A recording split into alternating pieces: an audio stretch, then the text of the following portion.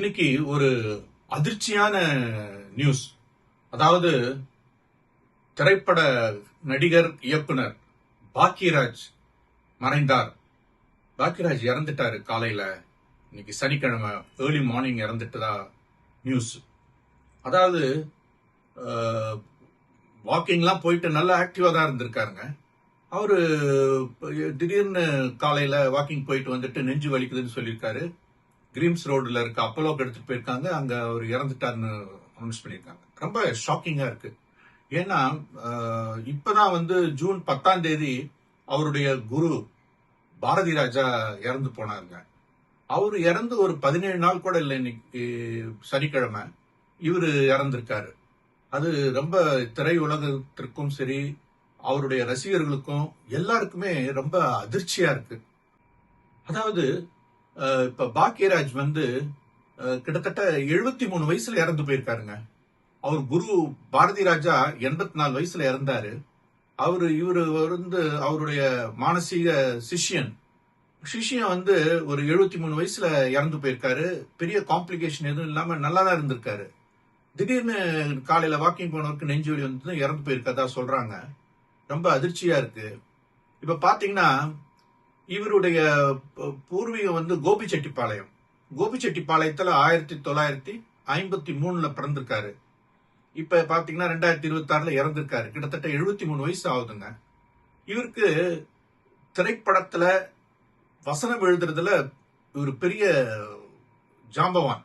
இவரை சொல்றாங்க, திரைப்பட வசனம் எழுதுறதுல இந்தியாவிலேயே ஒரு மிகச்சிறந்த லிஸ்ட்ல இவரும் வராருங்க. இவரை ஒரு திரைப்பட வசன மன்னர்னு கூட சொல்றாங்க. அதனால அப்படிப்பட்ட ஒரு பேரும் புகழும் பெற்ற ஒரு இயக்குனர், நடிகர், பன்முகத்தன்மை கொண்டவர், இசையமைப்பாளர், எல்லாமே. அவர் இறந்துட்டாருன்னும் போது திரையுலகத்திற்கு ஒரு ரொம்ப ஆச்சரியமாவும் ரொம்ப கவலையாவும் இருக்கு. இவர் உருவாக்கிய டைரக்டர்ஸ் நிறைய பேர் இருக்காங்க. குறிப்பிட்டு சொல்லணும்னா பார்த்திபன், அவர் இவருடைய பட்டறையில இருந்து வந்தவர் தான். அதே மாதிரி பாண்டியராஜன், இவங்கெல்லாம் இவருக்கு அசிஸ்டன்ட் டைரக்டரா இருந்து வந்தவங்க தான். அப்படி இருக்கும்போது இப்ப இன்னைக்கு இவர் இறந்துட்டாருன்னு அவங்கலாம் ரொம்ப பதட்டப்பட்டு போய் எல்லாரும் போயிருக்காங்க இவர் வீட்டுக்கு. இப்ப இவருடைய வீடு நுங்கம்பாக்கத்துல இருக்குங்க. அங்க இவர் தன்னுடைய மனைவி பூர்ணிமா, குழந்தைகள் 2, ஒரு பையன், அவங்களும் நடிகர்கள் தான். அவங்க கூட வசிச்சுட்டு இருக்காரு. இவருடைய பர்சனல் லைஃப் பாத்தீங்கன்னா, இவர் முதல் மனைவி பிரவீனாவை மணந்தாரு. அந்த அம்மா ஜாண்டிஸ்ல இறந்து போயிட்டாங்க. அதுக்கப்புறம் இவங்க பூர்ணிமா ஜெயராமன், அவங்கள டார்லிங் டார்லிங் டார்லிங்ன்ற படத்துல கதாநாயகன் நடிக்கும் பொழுது 2 பேருக்கும் காதல் பண்ணி அப்புறம் இவங்க மேரேஜ் பண்ணிக்கிட்டாங்க. நல்ல குடும்பம், நல்ல குழந்தைகளை பெற்று நல்லதா இருந்துட்டு இருந்திருக்காங்க. அந்த சமயத்துல இப்படி ஒன்னு ஆயிருக்கிறது ரொம்ப வருத்தம் அளிக்கிறது.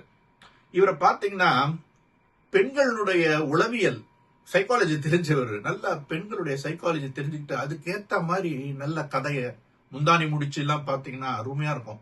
அதே மாதிரி அந்த 7 நாட்கள், அதுவும் ரொம்ப நல்லா இருக்கும். இந்த மாதிரி படங்கள்லாம் பெண்களுடைய ஒரு சாதாரண மனிதனுடைய வாழ்க்கை, அதை பத்தி ஒரு சாமானிய மனுஷனுடைய வாழ்க்கையை வச்சு, ஒரு குடும்ப சூழ்நிலையை வச்சு அருமையான திரைக்கதை வசனம் எழுதக்கூடிய ஆளு. எம்ஜிஆரே பாத்தீங்கன்னா இவரை தான் தன்னுடைய வாரிசு, என்னுடைய சினிமா வாரிசுன்னு சொல்ற அளவுக்கு அவர்கிட்ட பேர் எடுத்திருக்கிறார். சோ அப்பேற்பட்ட இவர் முதல்ல நடிகரா அறிமுகமானது புதிய வார்ப்புகள்ன்ற ஒரு படம். அதுலதான் இவர் அறிமுகமாயிருக்காரு. நல்ல அவர் பாத்தீங்கன்னா அவர் படம்லாம் நான் பார்த்திருக்கேன். யதார்த்தமா நடிப்பார். ஒரு ஸ்ட்ரெயின் எடுத்துக்காம, ஸ்ட்ரெஸ் எடுத்துக்காம ஒரு கேஷுவலா நடிப்பாரு. டான்ஸ் எல்லாம் கூட ரொம்ப ஒரு கேஷுவலா இருக்கும். ஒரு நகைச்சுவை, எல்லாத்துலயுமே ஒரு நகைச்சுவை இருக்கும். ஆனா கருத்து, ரொம்ப ஆழமான கருத்து சொல்லுவாரு. சமுதாய கருத்து நல்ல டீப்பா சொல்லுவாருங்க. குடும்ப பின்னணியில இருக்க கருத்துக்கெல்லாம் ரொம்ப நல்லா சொல்லுவாரு. அதுக்கப்புறம் இவர் அரசியலுக்கும் வந்திருக்காரு. எல்லாரும் நடிகர்களை அரசியல் எப்ப விடும், அதனால இவருக்கும் அந்த ஆசை இருந்திருக்கு. இவர் என்னன்னா 80கள்ல எம்ஜிஆர் மக்கள் முன்னேற்ற கழகம்னு ஒரு கட்சி ஆரம்பிச்சிருக்காரு. அதுக்கப்புறம் என்ன ஆயிடுச்சு, அதை விட்டுட்டு ஏடிஎம்கேல ஜாயின் பண்ணிருக்காரு. அதுக்கப்புறம் ஏடிஎம்கே விட்டுட்டு டிஎம்கேல ஜாயின் பண்ணிருக்காரு. அப்புறம் சமீப காலமா டிஎம்கேயும் விட்டுட்டு எதுவுமே எந்த இதுவும் வேணாண்டப்பா அப்படின்ட்டு இவரு சின்னத்திரையில வர்றது, அப்புறம் கெஸ்ட் ரோல் அப்பியர் ஆகுறது, அந்த மாதிரிலாம் நல்லா பண்ணிருக்காரு. எந்த ஒரு சப்ஜெக்ட் எடுத்தாலும் அதுல நல்ல திறமையா செய்யக்கூடிய ஆளுங்க. இவர் பாத்தீங்கன்னா பாரதி ராஜா வந்து இவரை ஒரு தன்னுடைய சிஷ்யன் சொல்லிக்கிறதுலயே அவரு நான் பெருமைப்படுறேன், என்னையே இவருடைய வசனம் வியக்க வைக்குது அப்படின்லாம் சொல்லியிருக்காருங்க. இவரு எழுதிய வசனம் ரொம்ப ஃபேமஸ் ஆனதெல்லாம் பாத்தீங்கன்னா 16 வயதினிலே அந்த படம் அருமையான படம். அதுல வந்து இவருடைய வசனம் ரொம்ப கிளாசிக்கா இருக்கும். அதுக்கப்புறம் சிகப்பு ரோஜாக்கள், அதுலயும் இவரு தான் வசனகர்த்தா. ரொம்ப அருமையான ஒரு டயலாக்ஸ் டெலிவரிலாம் இருக்கும். அதே மாதிரி பாத்தீங்கன்னா அந்த படத்திலாம் சின்ன சின்ன 16 வயதிலே சிகப்பு ரோஜாக்கள் இது மாதிரி இதெல்லாம் சின்ன சின்ன கேரக்டர்ல வந்துட்டு இருந்தாருங்க. சோ அவருக்கு அந்த நடிக்கிறதுன்ற ஒரு இன்ட்ரெஸ்ட் இருந்திருக்கு. அவருடைய குரு பாரதி ராஜன் அதை என்டர்டெயின் பண்ணிருக்காரு. அதனால இந்த மாதிரி சின்ன சின்ன ஆக்டிங்லயும் இருந்திருக்காரு.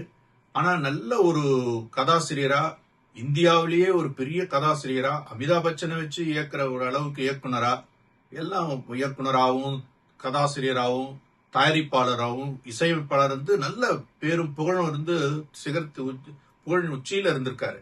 அப்பேற்பட்ட ஒரு இயக்குனர் நடிகர் இப்ப இன்னைக்கு சனிக்கிழமை காலையில மாரடைப்பால் இறந்துட்டான்றது நமக்கு எல்லாமே ரொம்ப ஒரு பேர் அதிர்ச்சியா தான் இருக்கு. எல்லாருக்கும் ஒரு டைம்னு வருது. அந்த டைம்ல அவங்களுடைய வாழ்க்கை முடிஞ்சு போயிடுது. அப்ப அவங்க கிளம்ப வேண்டியதுதான். இதுதான் வந்து வாழ்க்கையுடைய நியதி.